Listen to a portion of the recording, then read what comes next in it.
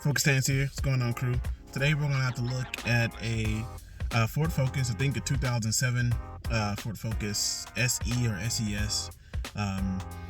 The car is having a PVC hose shrinking, so it's causing the car to whine, spill out a lot of oil, and if the driver doesn't do something about it pretty soon, the car is going to stop working because the hose is going to completely collapse. So the name of the game today is to remove the PVC hose, obviously, and remove the intake without having to take out the radiator, because I don't want to refill radiator fluid. So we're going to try to kung fu something up to do this, and I'm going to take you all for the ride. So let's get on over there and see what we can do. Peace, or stay focused.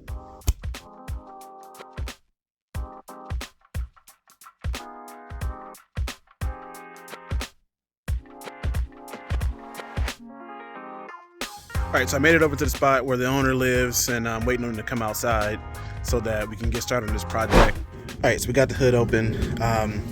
Owner's still not out yet to turn on the car so we can listen to the sound. But the main thing we're going to do is remove both headlights, remove all of the trimmings here, and the front radiator support.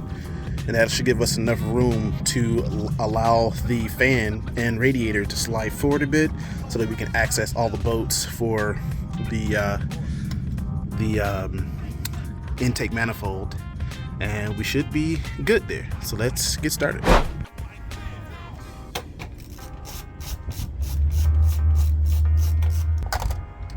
So I'm not really talking about this part because, you know, some of the bolts are different.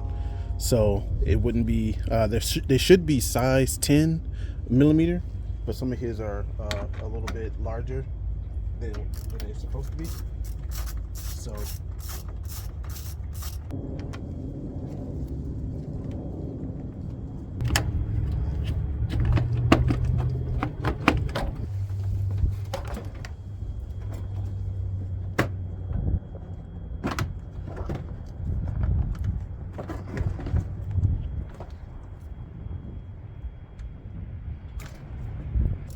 all right, so now we're to the next point.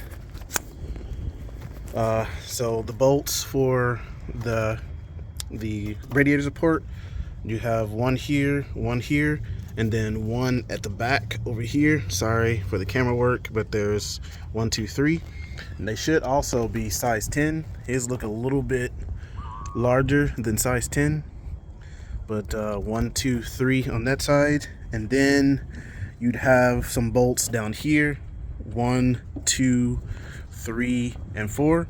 They should look like this. It should be size 10. So we're gonna get all this out and we'll continue. Stay focused. All right, so I got all the bolts out that need to come out for the top. So the radiator support is now movable, but we need to get out the, oh, do we need to take that out? Oh, we do, because that's attached to it. So we got to get the hood latch cable out, and you can see that little spot there. I like to take a upholstery tool, get behind that, what I just did there. It's got behind the little connection point that it holds it in, and let's move it out of place. And then you can get under, if I can get the angle right, you can just get it out of its home just like that, and now you're clear. So you ST guys like myself, you'd have to, as another step, that you have to take off a sensor that's down here. I think it's a hood latch sensor. That out. That's fine.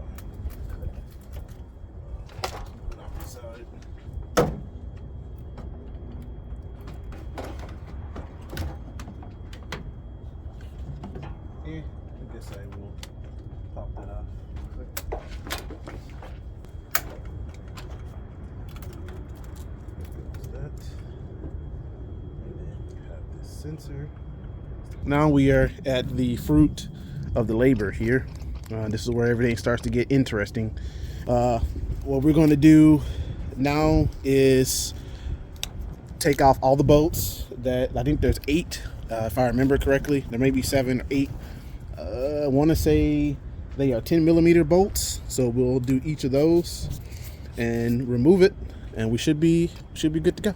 I'll let you know when I get this out when we do the next part. Stay focused. So what I've done here is the throttle body. I'm removing this part, the throttle body cables, lifting up on them and pushing them out, pulling them out here just to get them out of the way so that I can get better access to that location without the hoses being, or the cables being in the way.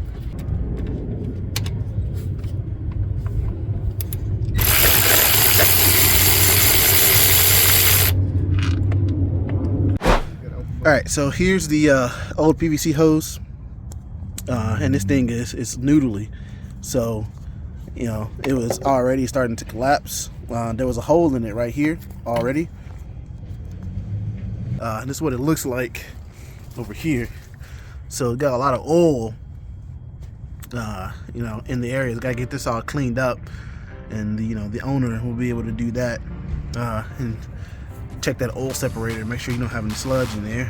And here's your valve cover, excuse me, your PVC valve.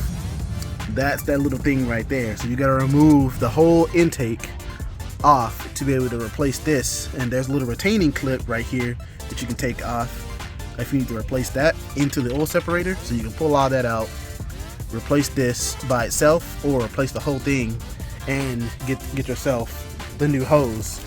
So the part number for the hose is this right here, and I recommend that you don't use anything but the OEM part number, otherwise you're gonna get this, and you don't want that. I'll have to go through all this work again just to get to this. So let that be said, let me get this all put back together, and I'll turn you back on. Stay focused.